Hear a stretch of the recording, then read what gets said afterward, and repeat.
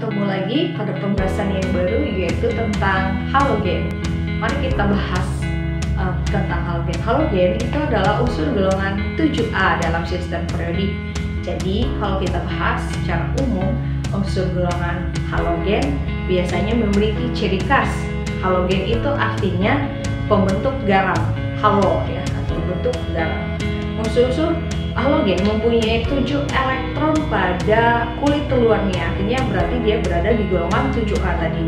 Kemudian sangat reaktif, kemudian kalau dia direaksikan, dia dengan yang lain dia cenderung menyerap atau menerima elektron pada kulit luarnya, sehingga dia cenderung bermuatan negatif. Nah, negatifnya berapa? Negatif 1. Nah, kita ingat kembali bahwa untuk mencapai kestabilan atom-atom itu ada yang menerima, ada yang melepas. Dan menurut teori Stephen Dupert, stabil itu jika elektronvalensinya 8. Nah, makanya kalau elektronvalensi dari halogen tadi, golongan halogen itu 7, berarti untuk stabil dia harus menerima 1 dan dia bermuatan negatif. Untuk sifat fisika dari yang halogen ada dilihat di tabel berikut ini. Nah, secara garis besar nomor atomnya itu kan dari satu golongan dia semakin naik, kemudian yang di sini adalah titik cair dan titik didihnya juga semakin tinggi. Nah, di sini dapat diperhatikan dari kemampuannya untuk bereaksi, energi ionisiasinya juga semakin tinggi. Jadi kemampuannya untuk membentuk suatu senyawa sangat lebih mudah. Nah, secara struktur kalau lihat itu dia lebih diatomik, artinya dia tidak berdiri sendiri seperti logam. Kali misalkan dia cuma natrium saja, dia bisa sendiri. Tapi kalau dia halogen dia diatomik, misalnya seperti gas klorin dia Cl2, kemudian klorin dia F2, iodin dia I2. Kemudian wujudnya dia lebih banyak. Kalau pada suhu kamar, kalau klorin dia berwujud gas, kemudian bromin itu dia berwujud cair, kalau misalkan iodin dia berwujud padat. Nah, Anda bisa perhatikan ilustrasi atau penjelasan di berikut ini. Kemudian kalau misalnya warna, klorin itu dia berwarna hijau, kalau misalkan klorin dia berwarna kuning, kemudian bromin dia merah, iod itu berwarna agak hitam kecoklatan gitu.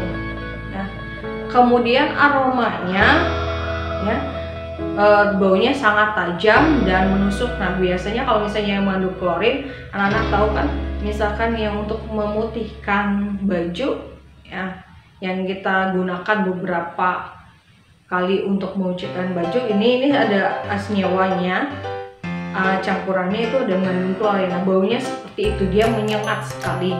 Kemudian pelarutannya dia mudah larut dalam senyawa atau pelarut nonpolar. Kalau dilarutkan dalam air dia tidak bisa larut karena dia bersifat nonpolar tadi. Kemudian kemampuannya dia untuk bereaksi dengan senyawa yang lain juga lebih mudah.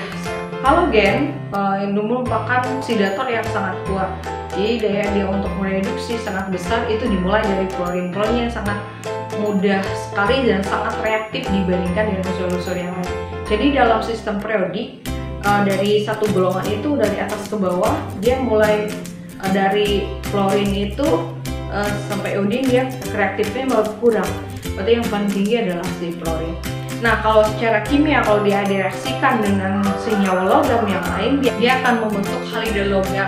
Salah satunya misalnya Ca direaksikan dengan Cl misalkan, ya, maka membentuk senyawa logam halida atau garam logam CaCl, CaCl2. Natrium juga dia mudah sekali bereaksi. Kalau direaksikan dengan hidrogen, dia akan menghasilkan asam kuat atau membentuk hidrogen halida. Seperti misalkan HF dan HCl itu adalah termasuk asam kuat. Kalau direaksikan dengan non logam, contohnya seperti reaksi pada reaksi berikut, maka akan membentuk senyawa halida juga. Kemudian kalau reaksi dengan air, dia akan membentuk. Kalau reaksi dengan air dapat dilihat di situ bahwa halida terbentuk senyawa asam halida dan yang asam oksinya yang juga. Kemudian reaksi dengan basa akan menghasilkan reaksi dihidrogenasi dalam basa, menghasilkan garam dan garam oksidanya. Kemudian reaksi dengan reaksi antar halogen akan membentuk senyawa halogen yang lebih elektronegatif seperti persamaan reaksi yang pada F itu. Nah, daya pengoksidasinya semakin ke bawah itu semakin besar, sehingga pada tabel reaktifan itu F itu yang lebih reaktif dibandingkan dengan I. Kegunaan senyawa halogen.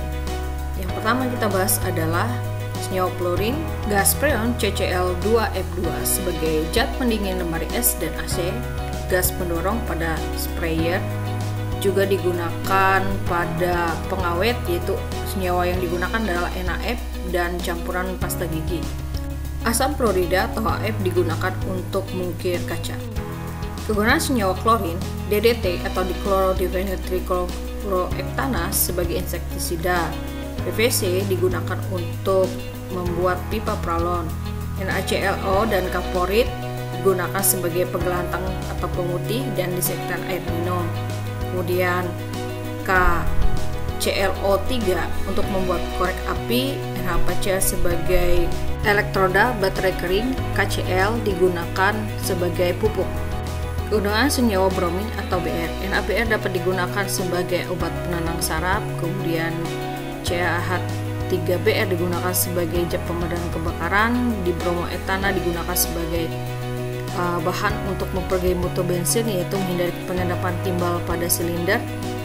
Kemudian AgBr sebagai bahan yang sering digunakan dalam dunia fotografi, yaitu untuk menyuci film. Senyawa iodin digunakan biasanya NaI dicampurkan pada garam untuk menghindari penyakit gondok. Larutan iodium pada dalam alkohol digunakan sebagai obat luka.